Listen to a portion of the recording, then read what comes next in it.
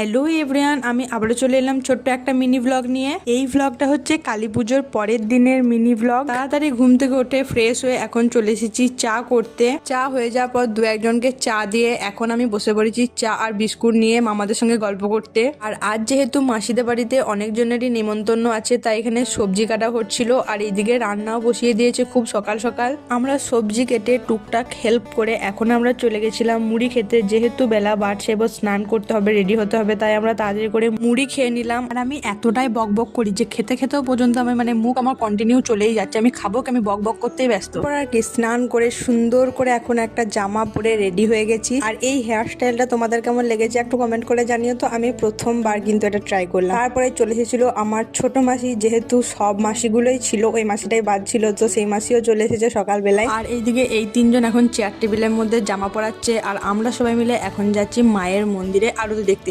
আরতি শেষ হওয়ার পর এখন এখানে সবাইকে প্রসাদ দেওয়া হচ্ছিল। তারপর অনেকজনের খাওয়া হয়ে যাওয়ার পর আমরা সবাই মিলে বসে পড়েছিলাম একসঙ্গে খাবার খেতে। আর রান্নাগুলো কিন্তু দারুণ সুন্দর ছিল আর তার সাথে কিন্তু অনেক রকমেরই রান্না হয়েছিল।